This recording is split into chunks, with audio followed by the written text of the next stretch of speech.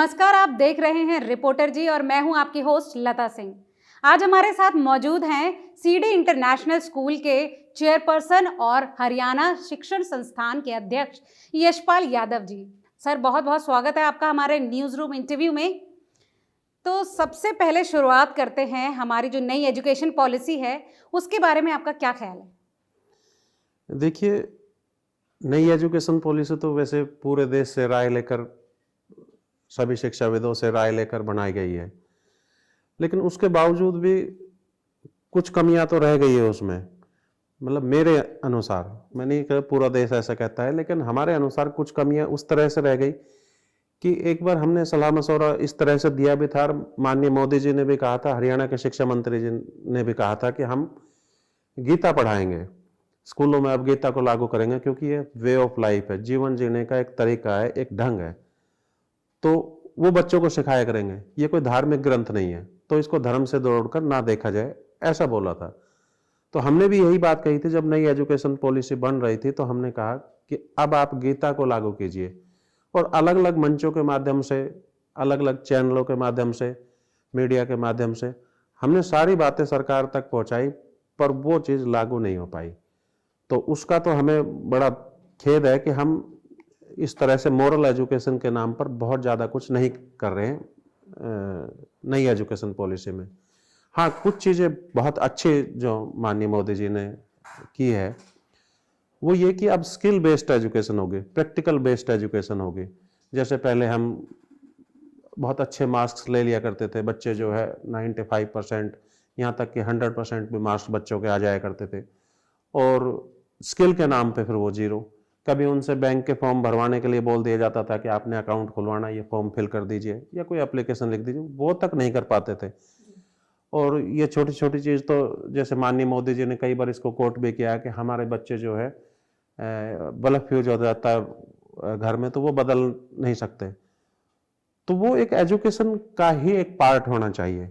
इस तरह से ये छोटी छोटी स्किल, चाहे वो कारपेंटर की छोटी छोटी स्किल है, चाहे वो प्लम्बिंग की छोटी छोटी स्किल है, घर में टूटी खराब हो गई तो कौन चेंज करेगा, बच्चों को आनी चाहिए। घर में दूसरी चीज़ें छोटी छोटी बहुत सारी चीज़ें होती है, घर में भी, ऑफिस में भी, जहाँ उसका कार्य क्षेत्र है वहाँ भी, तो दूसरों पर डिपेंड ना रहे, कम से कम इतनी चीज़ें तो बच्चों को आए ही आए। तो स्किल बेस्ड एजुकेशन तो माननीय मोदी जी ने किया है, वो तो एक बहुत सराहनीय कदम है नई एजुकेशन पॉलिसी में। और संस्कारों के नाम पे थोड़ी सी कमी रह गई, उसके बारे में जरूर उल्हाना है मोदी जी को। जी। तो जैसे करिकुलम में कुछ बदलाव किए गए हैं, हिस्ट्री के कुछ सब्जेक्ट्स में चैप्टर्स बदले हैं, कुछ जिन हमारे पुराने जो नेता हैं या पुराने जो राजा महाराजा हैं, किसके बारे में बच्चे आज तक पढ़ते आ रहे हैं, उनमें भी कुछ बदलाव किया गया है करिकुलम में, तो उसके बारे में आप क्या समझते हैं? देखिए, ये सरकारों का अपना एक सोचने का तरीका होता है कि इतिहास में क्या गलत लिखा हुआ है उसको ठीक करना है। अब पहले गलत था या अब गलत है, कुछ कहा नहीं जा सकता है, क्योंकि जो बात पहले बीत चुकी है, कई सौ साल पहले, कई शताब्दियों साल पहले जो चीज़ हो चुकी है और जो चीज़ इतिहास में दर्ज है, तो वही चीज़ें हम पढ़ाते आ रहे हैं। अब हम कहें कि नहीं, हम अपने अनुसार चीज़ों को पढ़ाएंगे, इतिहास के अनुसार नहीं, पर इतिहास को अपने अनुसार बनाएंगे, तो मुझे लगता नहीं, पता नहीं पहले गलत थी या अब गलत है, पर कहीं ना कहीं हम गलती पे तो जरूर थे, या तो पहले बच्चों को गलत पढ़ा रहे थे या फिर अब गलत पढ़ा रहे हैं, तो उसके बारे में कुछ कहना मुश्किल है। दूसरी, हम कई बार जो है शिक्षा को भी मुसलमान और एंटी मुसलमान या फिर एंटी हिंदू इस तरह के बातें जोड़ करके देखते हैं शिक्षा को भी। तो मुझे लगता है कि शिक्षा को तो कम से कम हिंदू मुसलमान किसी जाति पाति से जोड़ कर ना देखा जाए, किसी धर्म मजहब से जोड़ कर ना देखा जाए, सब कुछ एक न्यूट्रलाइज होना चाहिए, एक वैश्विक शिक्षा होनी चाहिए। जो हम दूसरे देश के बच्चे भी हमारे यहाँ पढ़ने के लिए आते हैं, हमारे बच्चे भी दूसरे देश में पढ़ने के लिए जाते हैं, जिस तरह से ग्लोबलाइजेशन हुआ है, वैश्विककरण हुआ है, तो शिक्षा तो एक मतलब सब जगह एक बराबर समानता का हिस्सा रह गए। तो यहाँ हिंदू मुसलमान या क्रिश्चियन ये दूसरी चीज़ों को जोड़कर कभी भी नहीं देखना चाहिए शिक्षा को। अभी एक बात और कि एनसीएफ नेशनल कैरिकुलम फ्रेमवर्क भी अभी माननीय धर्मेंद्र प्रधान जी ने, जो हमारे शिक्षा मंत्री है, उन्होंने उसको मंजूरी दी है। तो उसमें एक चीज उन्होंने ऐड ऑन की है, अब पता नहीं वो कितनी कारगर साबित होगी या नहीं होगी। उन्होंने कहा कि ऑन डिमांड एग्जामिनेशन, अब बच्चे अपनी एग्जामिनेशन की तारीख खुद तय करेंगे कि मुझे 25 तारीख को मैथ का एग्जाम देना है तो आप दीजिए, आपको 20 तारीख को हिंदी का एग्जाम देना है तो आप दीजिए, आप सब्जेक्ट भी खुद ही तय कर लीजिए, आप डेट भी खुद ही तय कर लीजिए और एग्जाम देने के लिए आ जाइए, हम आपका एग्जाम ले लेंगे। तो इस तरह कहता है कि स्ट्रेस कम हो जाएगा बच्चों को, बच्चे जो आत्महत्या की तरफ, हाँ, सुसाइड जो टेंडेंसी बच्चों में बढ़ती जा रही है वो कम हो जाएगी। मुझे लगता है कि आप केवल सिक्के का एक ही पहलू देखकर कोई निर्णय लोगे तो फिर वो शायद निर्णय सही नहीं हो पाएगा।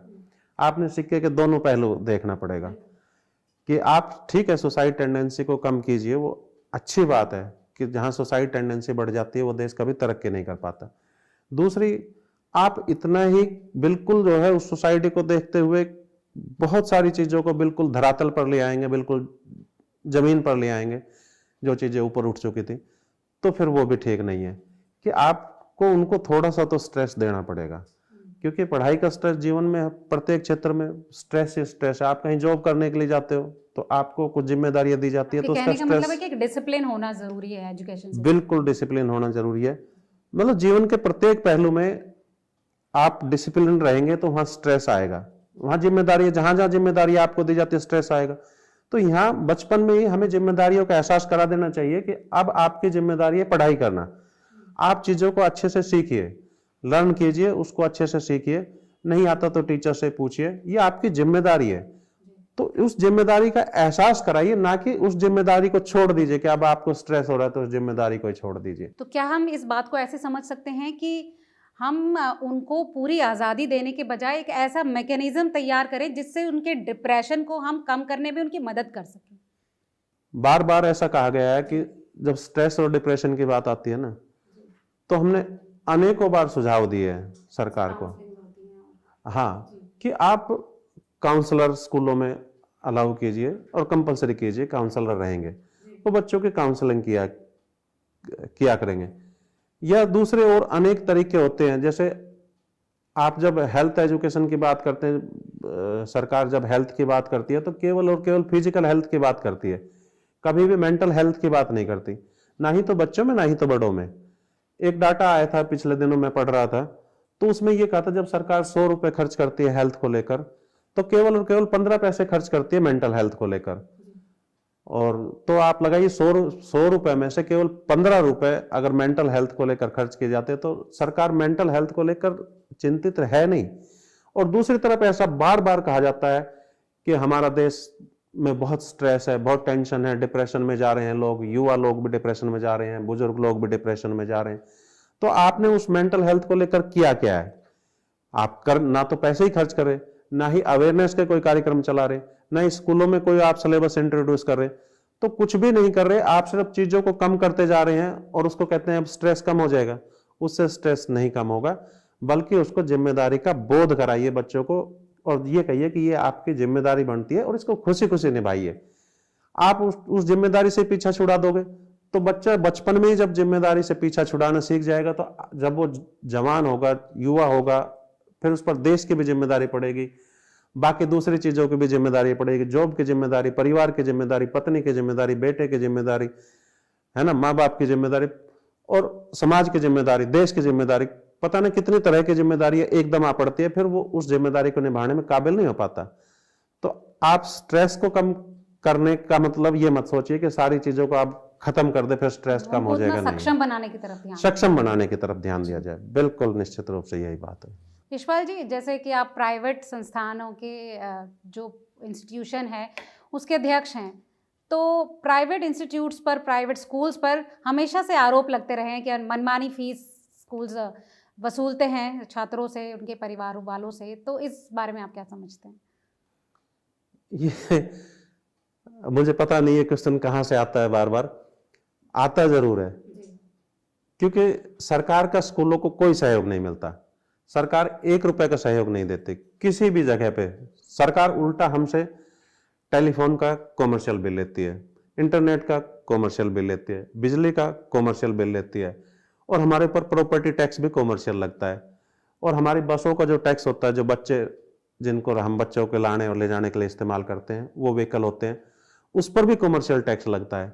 जब आप सारी चीजों पर ही तो कॉमर्शियल टैक्स ले रहे हैं, कहीं भी टैक्स में आप रिबेट नहीं दे रहे, कुछ भी छूट नहीं दे रहे, और फिर आप उल्टा कहते हैं कि फीस कम कर दीजिए। आपका टैक्स भरें या फीस कम करें, फीस कम कर देंगे तो आपका टैक्स नहीं भर पाएंगे, क्योंकि हमारे पास केवल और केवल एक ही इनकम का साधन है, फीस। उसी से हमें सारे खर्चे चलाने होते हैं। 5 स्टार कल्चर की बिल्डिंग हमारी बनी हुई होती है, उसका मेंटेनेंस, उसका रख रखाव पर बहुत सारे पैसे खर्च होते हैं।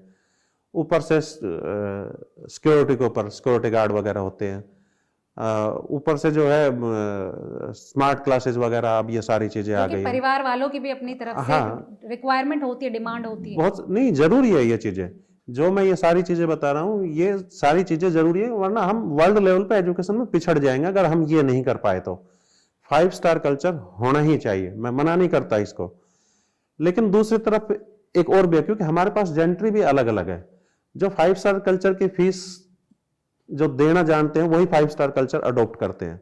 हमारे पास दूसरी भी जेंट्री है जो सिर्फ 200 रुपए फीस दे सकती है, 300 रुपए फीस दे सकती है, 400 रुपए फीस दे सकती है, इससे ऊपर फीस नहीं दे सकती। और वो गवर्नमेंट स्कूलों में बच्चों को पढ़ाना नहीं चाहते, इसलिए कि वहाँ सुविधाएं तो है, लेकिन टीचिंग की व्यवस्था, मतलब शैक्षिक कार्य उतने अच्छे से नहीं हो पाते।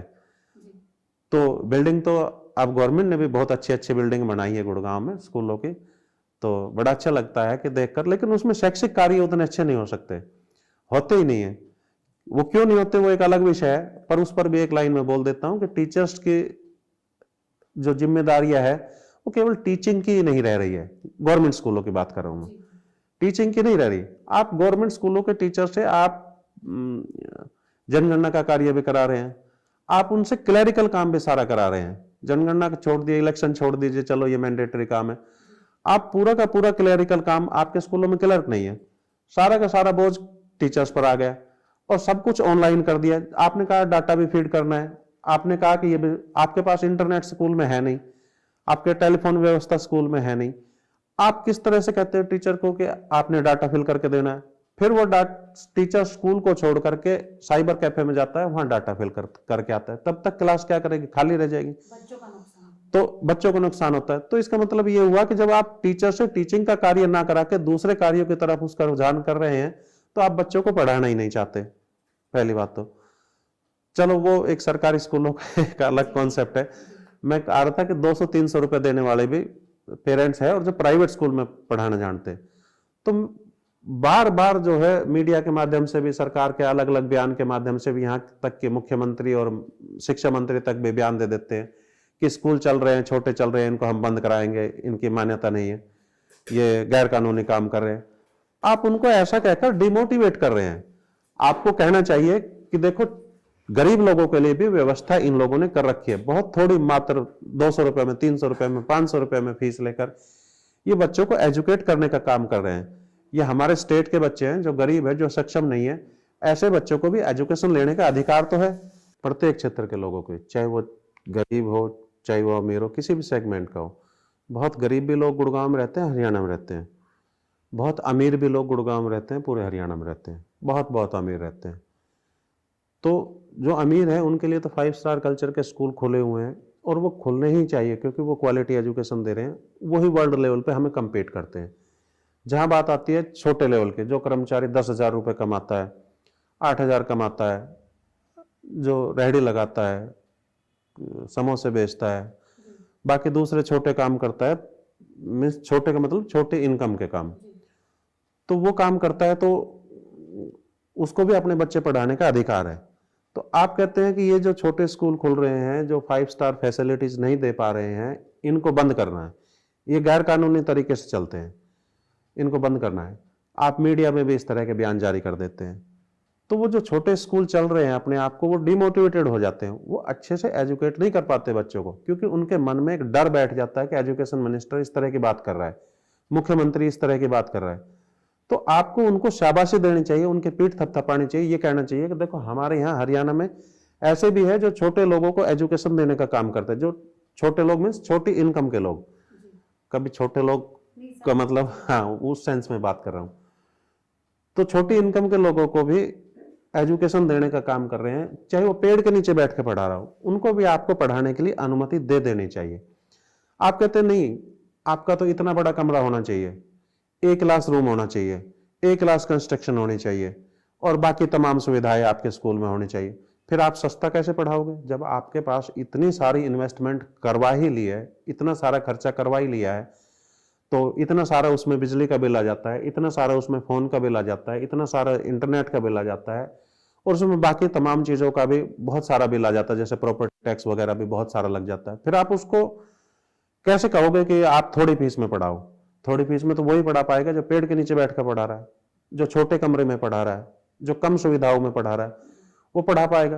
तो कम से कम वो एजुकेट करने का कार्य तो कर रहा है और आपसे कोई जॉब नहीं मांग रहा, नहीं तो वो भी बेरोजगार हो जाता है और आपसे जॉब मांगता, सरकार से कहता है कि भाई मुझे भी जॉब दो। अब वो बच्चों को पढ़ाकर अपने 2 वक्त की रोटी रोजी उन बच्चों से ही कमा लेता है।